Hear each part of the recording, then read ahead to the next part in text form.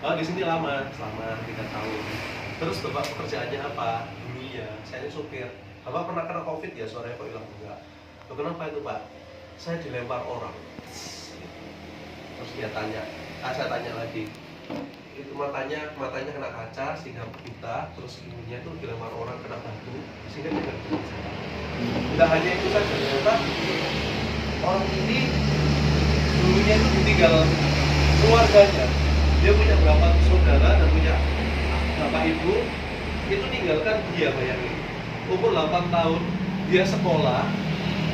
Ketika dia sekolah ditinggal ke Kalimantan sama keluarganya dan nggak balik sampai sekarang. Sehingga dia itu nggak punya identitas, nggak punya istri, nggak punya anak. Menderita sekali. Betapa kasihannya orang ini, yang bersyukur sekali gitu loh. Tapi kita masih punya keluarga, kita punya anak, diberkati sama Tuhan. Karena hidupnya cerita lagi. Terus bagaimana hidupnya jenengan? Ya saya jadi orang, saya jadi supir, saya cari keluarga saya tapi nggak ada. Terus akhirnya jadi saya bilang gini, doain orang ini. Akhirnya saya bilang, Pak, mau nggak saya doain? Saya mau doain Bapak. Dan puji Tuhannya mau. Akhirnya, jadi setelah kita buat kebun, Pak, mari Pak kita doain. Saya doain sama Yanti anunya Tuhan. Saya dulu doa, saya nggak bilang percaya Tuhan Yesus selamatkan. Siratul Mustaqim akan hidup di hatinya Bapak. Siratul Mustaqim akan datang di hatinya Bapak. Siratul Mustaqim itu apa? Jalan kebenaran dan hidup. Siapa itu? Banyak orang membutuhkan kasih Tuhan. Tinggal kita mau peka nggak sama itu. Banyak orang berdosa. Kita semua berdosa, tapi kita bersyukur. Kita telah diselamatkan. Itu bukan karena kita, bukan karena usaha kita, bukan karena kita hebat.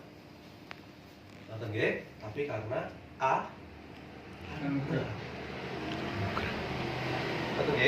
Lanjut lagi. Nanya Pak Guru ya. Alam. Nggih.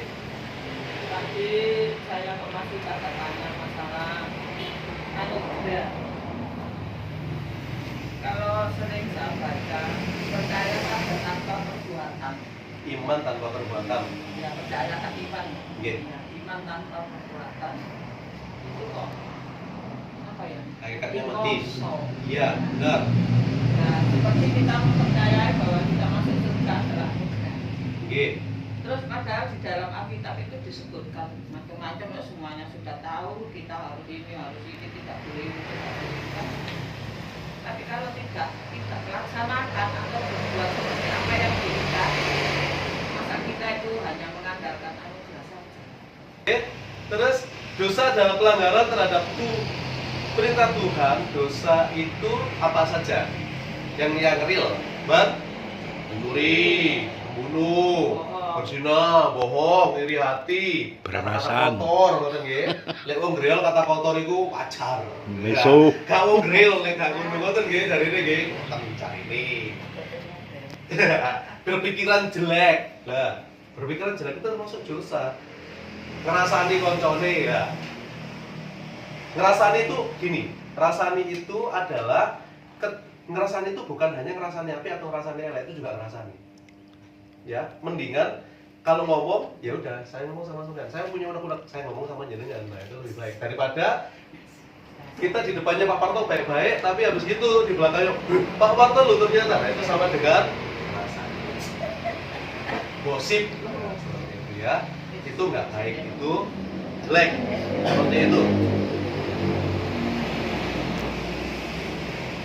Bahkan tidak melakukan kebaikan itu bisa yang bisa dilakukan dan tidak peduli terhadap Allah itu pun dosa.